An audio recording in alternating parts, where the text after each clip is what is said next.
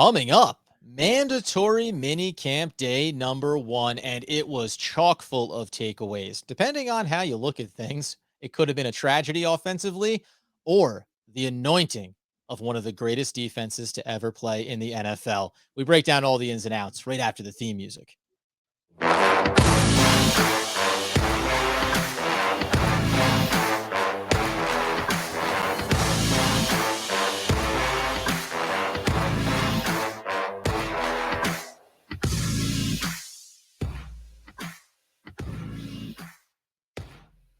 Oh, that's right. It's OGP, the One Giant Podcast, where, of course, we are your hosts over here, Adam Armbrecht, covering the Brooklyn Nets over on the Locked On Nets podcast with my boy Doug Norrie. And over yonder, my friends, is the healthy, wealthy, and wise seasoned generational ticket holder, Mr. Andrew Makowitz, mandatory minicamp friend. Adam, I'm going to let a little secret go. Let it loose. Most OGP listeners don't know that your favorite time of the year is not the regular season. It is mock draft season. But then behind mock draft season, Adam, your second favorite time of the year, mandatory minicamps, M&Ms. That it's clearly your favorite, right? Well, let's just be clear here. Name a season in the last 5 years when it was worth being more invested in the games during weeks 1 through 16 and now 17, 18 than it was to be like, hey, why not be hopeful and optimistic before we get any of the proof around what is or is not going to work for the New York Football Giants? So yeah, I'm fully invested in the possibilities of what could be, my friends.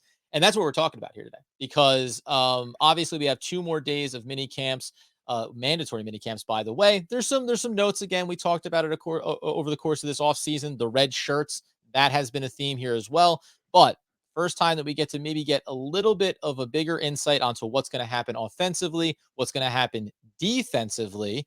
And while the defense is going to be a focus of our conversation here today, Andy, let's start it off on the offensive side of the ball, where if I was using mini camps and mock drafts to get excited, day 1 of the mandatory mini camp, that need not be the calling card for this offense. Yeah, wasn't great on offense, Adam. I mean, there's not much to be able to say. I'll do my best to see if we can kind of shape this a little bit in terms of context. Daniel Jones Massage it. may have struggled a little bit, Adam. He was 13 of 21. Tyrod Taylor played solid, had a couple of good throws, but he was 8 of 13, passing. So his percentage wasn't very great. Look, it was not great across the board. And clearly the quarterbacks having that type of completion percentage, not the best in the entire world. However, I think you need to take it with a grain of salt on the offensive side of the ball, Adam, because when you're missing your left tackle and you're missing your top 3 wide receivers, and you have guys like Richie James out there, David Sills, Alex Bachman catching passes, it feels like the offense might have one arm tied behind their back. But also at this time, because you're a mandatory minicamp expert, who does the advantage go to generally anyway? Yeah, it always falls. They always say when it comes to the offseason and getting into these mini camps, the defense is always ahead of the offense at this time of year, especially, let alone if it's the same system and just turning over, but especially when you're installing new systems on both sides of the ball. And we're going to talk about the defensive side, where some, at least the baseline, directives you're going to give. Where are you lining up and what is your goal on this particular play? Well, it's a far cry easier defensively than on the offensive side, where you're talking about what's the scheme? Where am I lining up? What's the route combination? Daniel Jones learning the verbiage of the playbook, right? And while we anticipate he's been working on that already for months, there's still going to be a learning curve there. And then the biggest point you talked about, you don't have Kadarius Toney out there. You don't have Kenny Galladay out there. You don't have Sterling Shepard out there, right? And you don't have Andrew Thomas at left tackle out there. So there's a myriad of reasons when you talk about how effective as we get into the defensive side. There's going to be communication. There's also new players, right? Shane Lemieux coming back from his injury, and we like him. We like what he's been showing, but he's now for the first time next to Feliciano. And Feliciano for the first time is next to Glowinski. And then Evan Neal, he's the rookie, right? So there's a lot of things to sort out on the offensive side of the ball where I'm not going to overly analyze it. I will say, as is going to be the case all off season, every single preseason game, every single time that Daniel Jones touches the ball, I'm going to look at it with a critical eye and just say, listen, I'm not telling you need to totally know what the playbook is on day 1 of the mandatory minicamp, but I want you to be completing passes, right? And all the fine details of who dropped what. When we talk about Tyrod Taylor, what we have been hearing is he's been throwing nice rhythm deep balls. Whether or not Darius Slayton is catching any of them is neither here nor there, right? So I do think you want to start to hear some drips and drafts. 2 more days to go, and we'll see what comes out on the offensive side. As we say, take it with a grain of salt. 2 rookies starting at the tackle positions, a guy coming off of a Indeed. season-long injury, and 2 free agents just signed. Right. And you're saying go against Wink Martindale's system, which is the most like high pressure, high impact one imaginable. Very difficult to like start that out on a good foot. What I will say, Adam, though, Yeah. the one nice takeaway that we keep hearing time in and time out during some of these OTAs and others is Saquon Barkley is becoming much of a bigger threat in the passing game. He caught another short touchdown from Daniel Jones during some of these 11-on-11 drills, I believe. But he's just showing that getting him the ball out in space is probably going to be the way that they want to utilize him, not only from a health perspective, but also to keep him fresh and give him one-on-one matchups so he's not just barreling into 300-pound linemen. No, we mentioned it the last episode, right? The runs off tackle, him being utilized in the receiving game. Like I think that, at whatever point the previous regime or any regime should look at a running back and say, hey, if he's that valuable, if he's that high end talent, we want to make sure that we try to protect him and put him in advantageous spots. And that looks like what the new regime is trying to do. One last footnote as we're about to get into full blown wink. But the best way to offer this up is based off of the way Jonathan Feliciano talked about him at the training camp, saying, yeah, it was good for us. I think the defense definitely got the better of us in the first day. Don't love it, right? Don't want to be seeing this with consistency, because Wink Martindale did not hesitate to say, here's a little taste. Here's a little taste. And because these players on the defensive side of the ball are fully buying in to the potential and the versatility and all of the elements that Wink brings to this defensive unit, I think I wouldn't be shocked if on day 2 here we get a little bit of feedback that says, and the offense got a little chippy, right? Some of the offensive linemen started, they kind of lost their cool there more than once or twice. Well, Feliciano went on to say Wink did Wink things, which I think is Yes. pretty funny, where it's like, even though he hasn't played for Wink Martindale, he's like, Wink's going to wink. Like, he's going to bring pressure all over the place and bring exotic looks. Adam, I will say, and this is just a side note about Feliciano, he came in kind of bashing Buffalo, saying that they never really gave him an opportunity to start. He was always positioned better as a center, never got on there, has a little bit of a chip on his shoulder early on with the pressure that they're giving up. He's eating a little bit of humble pie very quickly, and he's going to have to understand that some of the play on the field is going to have to back up some of the words that he's had over the last 2 months of the offseason. And while not to buy anything into it as we talk about Wink Martindale's scheme here, remember, if you're Feliciano, it's not like the contract that you signed is some type of it's not so seismic that the Giants can't get bad sample sizes over the course of training camp or good ones from other players, younger players, and say, you know what, maybe you're not necessarily the starting center for us. He needs to go out and prove it. Again, day 1, we expect good things from him, but it's sad, like you say, the pendulum swings quickly, especially when we're talking about what Wink has done here. And in particular, I think the first guy that we want to bang the drum of underneath Wink Martindale is going to be, now enjoy this, Andy. We do pre-show, everybody knows, but I didn't tell Andy what this tag was going to be, because Dane is Belton it out of the park when we talk about how he's being used inside of Wink's scheme. Well, so Thank you. when we talk about Wink's going to No, wink, thank you. Thank you. No, thank you. yes, Please thank go you, on. Adam. Thank you. You know that we You're are a welcome. very pro Dane Belton podcast here. We appreciate him. What I wanted to say to start this and set the scene for what we're going to talk about is, when we talk about Wink and a wink, basically what he talks about is being able to dictate what the offense does rather than the offense dictating you. And during OTAs, Wink came out and said, I'd rather come up with a plan of how I can attack and force them to make matchup changes along the way, rather than sit back for 5 days on my heels between practices and when the game starts, and have to figure out all the options of what they could do to me if I sit back. And he's showing this already in terms of creating exotic looks and people buying into all of this. And Sure. it starts with someone like Dane Belton. We have mentioned multiple times, he is perfect for Wink's system. He is a safety, but he also played the crash position at Iowa. I think Zach Rosenblatt mentioned that, where he played outside linebacker a little bit, where it's kind of like a hybrid, and then he could get to the quarterback because he's got great athleticism, great speed, and he's a very, very strong individual. And so in this back-to-back snaps, was able to get pressure into what would have been sacks if they were able to hit Daniel Jones. he is being able to provide pressure from the safety position, exactly giving that exotic look that Wink has been looking for. Yeah, I love it. I think that this is the type, again, the way we talked about him. He's the model of player that fits what Wink wants to do.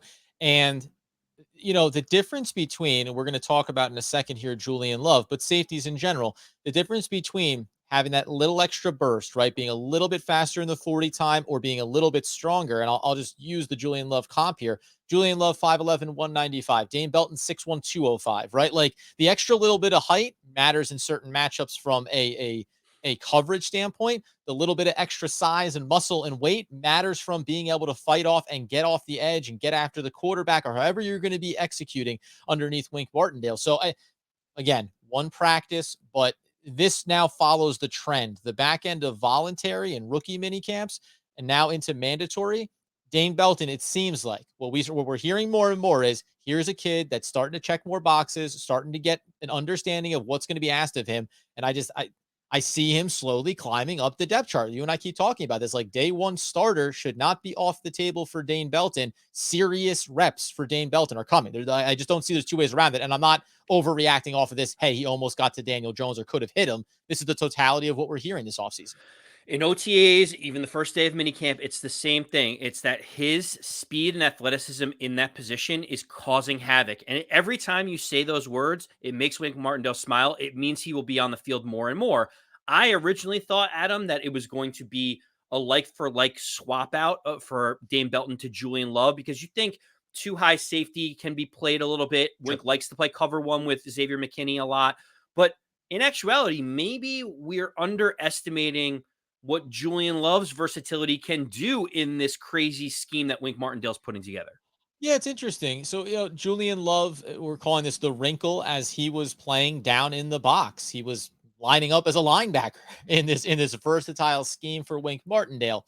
On the one hand, to your point, I think you have to look at a lot of players and go back to what are their core traits? What are they good at, right? And say, well, there's a lot of different ways that they could be applied. In that regard, I like it. I'm optimistic for what Julian Love, if he's going to be on this roster throughout the entire season, can hopefully be a versatile piece, depending on what down and distance. Maybe you want to get a little more coverage, a little more quickness, and Julian Love can be that for you. The other side of it, I think, if we're just going to, caution everyone a little bit around the optimism is, as I just said, he's 5'11, 195. It's not like you said this in the pre-show. It's not like you're lining him up next to Blake Martinez and being like, now stick your nose in there, brother. You're going to stuff this run. So I think, where do you end up landing on it? Because we were batting this around. Is it that, well, Julian Love has more versatility than we realized, and there's going to be a functionality for him in this system? Or I can go the other way with it and say, well, you see what Dane Belton is doing. Julian Love, you need to show that you can be in that mold. Are you a guy that can line up off the edge and get after the quarterback? Can you be in a linebacker, edge role, coverage role, right? Do you have the ability to be as versatile as Wink needs you to be? So, as you mentioned in pre-show, I was thinking about this. I'm like, wow, Julian Love lining up at linebacker. That is amazing. And then I thought to myself, at his 195 and just under 6 feet, he's not your prototypical inside linebacker. He's not going to be stuffing the run, as you mentioned. He's not going to be tackling Derrick Henry in between the tackles. What I will say though is Julian Love is doing exactly what Wink needs, and so like the situation is basically I can play him in nickel corner. I could play him at outside corner for a snap if I need Mm. to. I can Hmm. drop him back to safety for a snap. I can do a whole host of things. And so to be able to have him have this versatility is important because that's what Wink's going to ask. He wants it to be creative. He wants it to be a little bit interesting and be able to give exotic looks. And so for that reason, Julian Love may be able to carve out a role.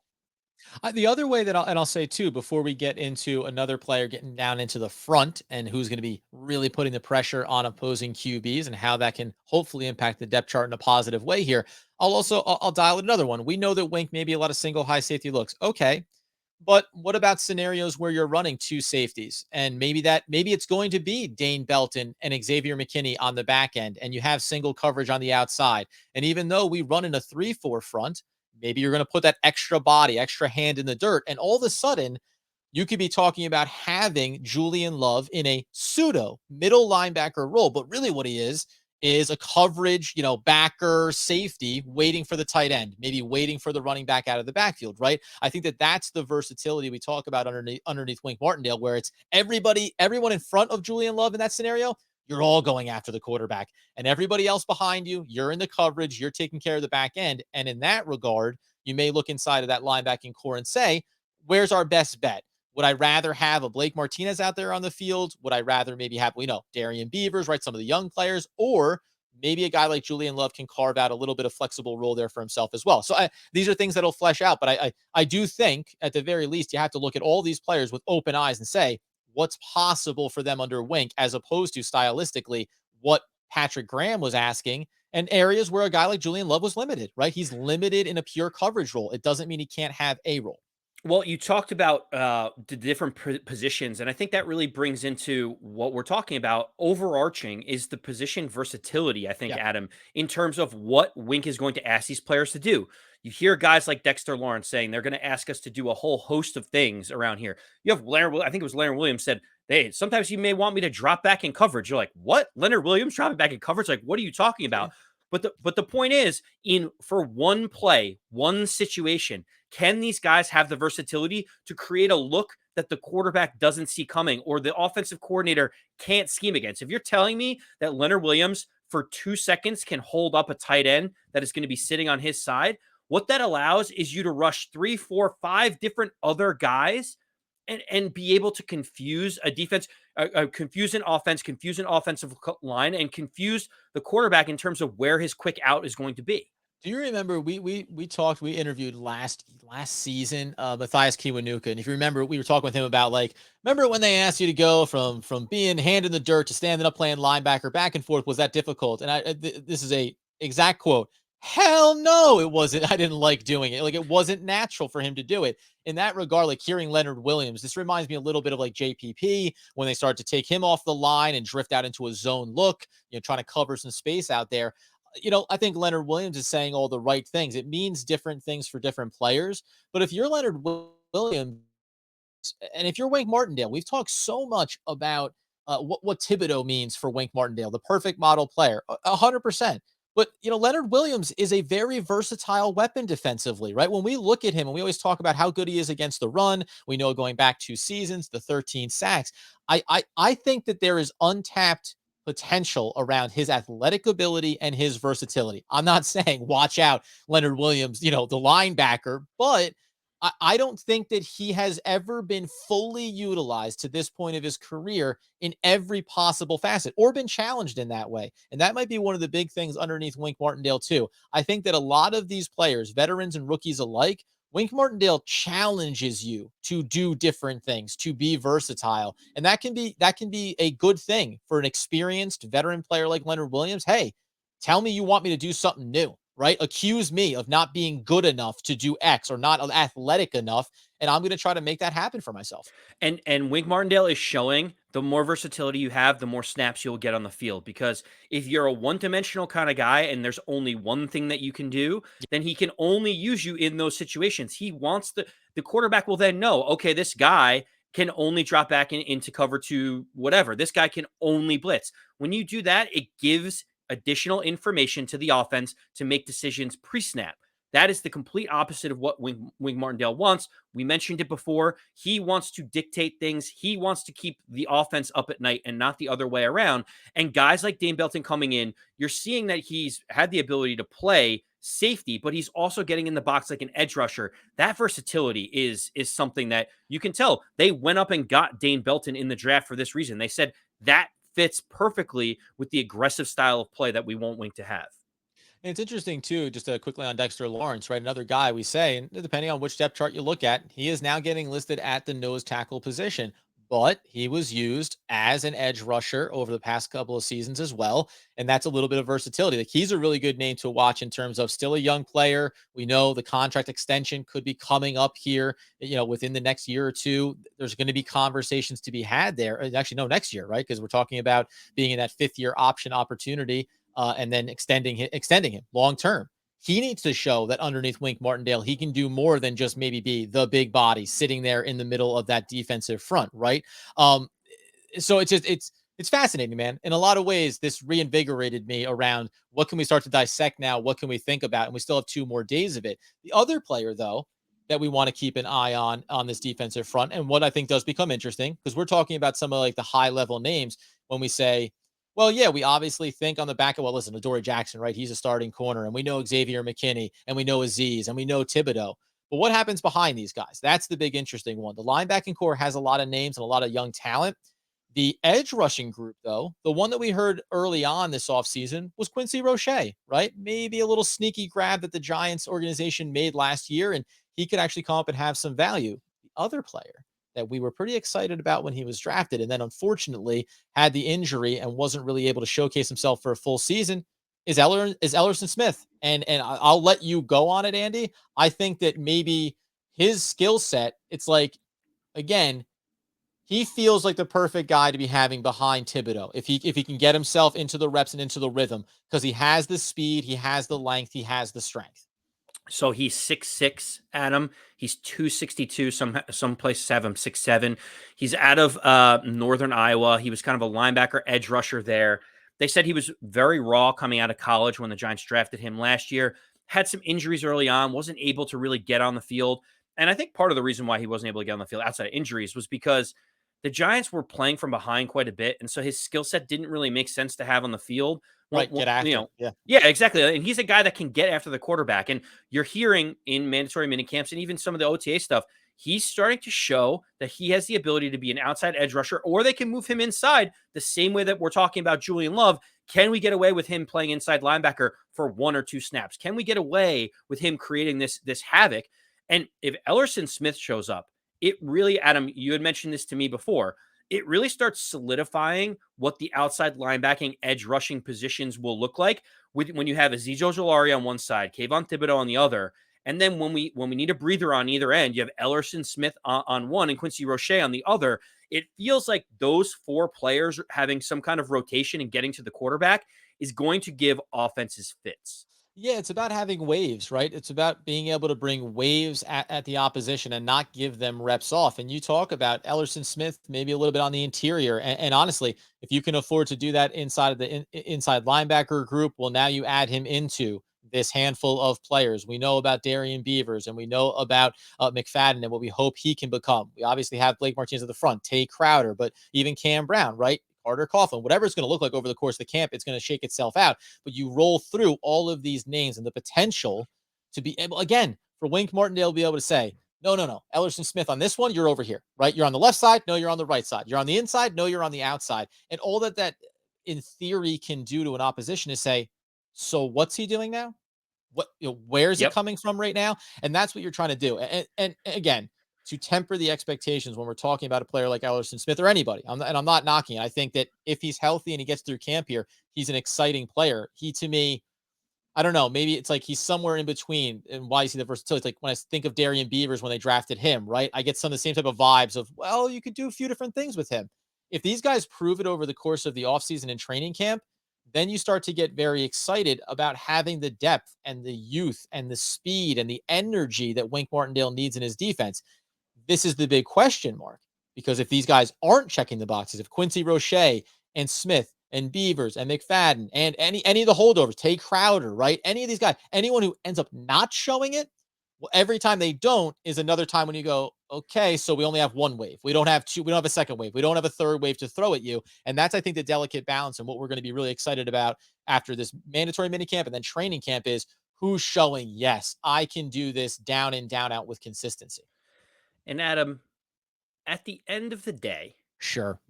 this is day 1 of mandatory minicamp, right? And I know that we're getting excited because it really is the defense that is showing up and showing out right now. And Yeah. and they did it unfortunately against our offense, which doesn't look too great. It's a But it shame. is day 1. We should take it with a grain of salt. But these are good updates and good things that are happening when guys like Ellerson Smith and Dane Belton, who a couple weeks ago not many people thought would be contributors on this team or have a role carved out, are really starting to assert themselves. And the more players that are saying you can't keep me off the field, the better it is for this Giants defense. It's making me feel like this defense is going to be significantly better come week 1. Well, and I think too, we'll say it today and we'll say it at the end of this mandatory mini camp. What happens when mini camp ends and then they show back up in training camp, right? That's when you're going to learn about a lot of these players and what they're capable of. Everyone we talked about, from rookies like Dane Belton to veterans that are maybe fighting for a role in Julian Love.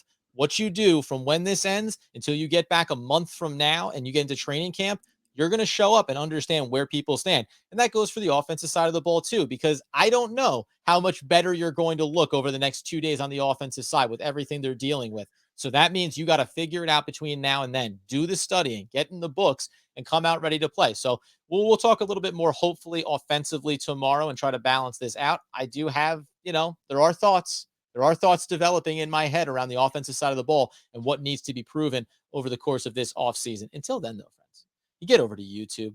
You go ahead and you subscribe. You like it. You review it. You love it. You get in the comments. You chat it up with us. You tell us we got to pump the brakes on Dane Belton. We tell you you're nuts. You tell us that you like Julian Love, and we say, hey, listen, maybe there's an opportunity for him there. You get the podcast wherever you get those needs fulfilled as well. And in the meantime, as Andy Makowitz would want, need, and nay, demand that people know. As always, let's go Big Blue.